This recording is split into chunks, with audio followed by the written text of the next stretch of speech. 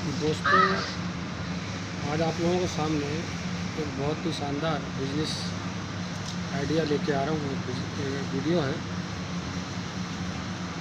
इसे आप ध्यान से समझने की कोशिश करें। कैसे छोटा कारोबार शुरू किया जा सकता है।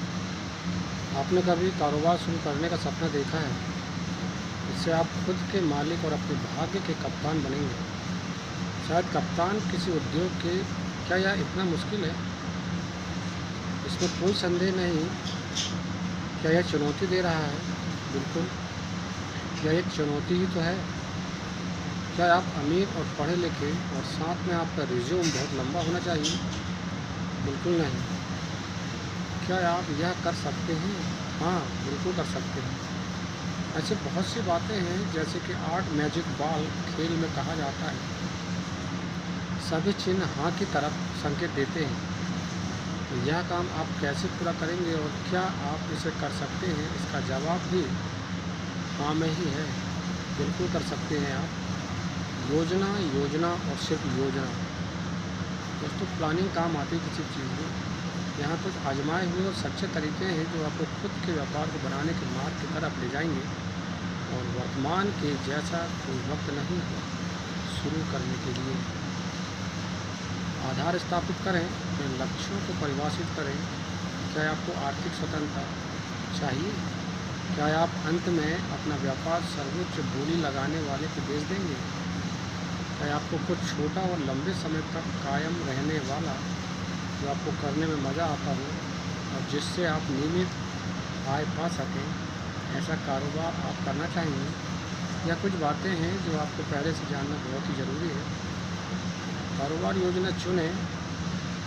यह एक उत्पादन हो सकता है जिसको आप हमेशा से उत्पादित करना चाहते रहे हों, या फिर एक सर्विस जिसकी लोगों को ज़रूरत है, या कुछ ऐसा भी हो सकता है जिसकी लोगों को कभी ज़रूरत महसूस ही नहीं हुई हो, क्योंकि उसका आविष्कार ही नहीं हुआ है।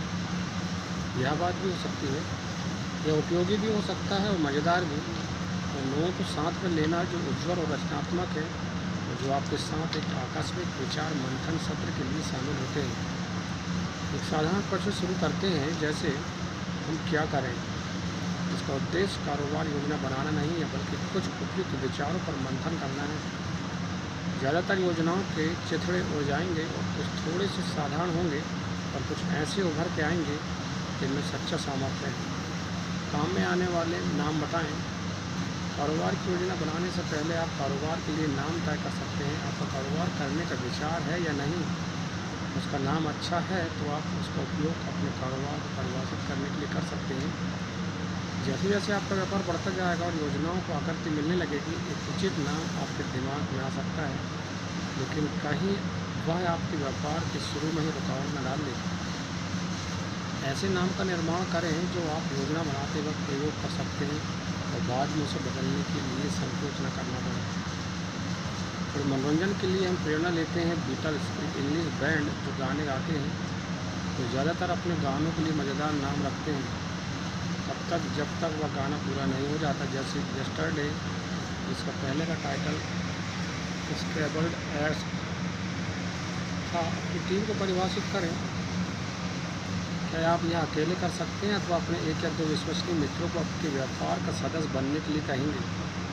या आपकी टीम में सहकार लाएंगे, क्योंकि सारे लोग अपने विचार देंगे। जो लोग एक साथ मिलकर कुछ बड़ा बना सकते हैं, जितना कि 2 लोग रहकर नहीं कर सकते।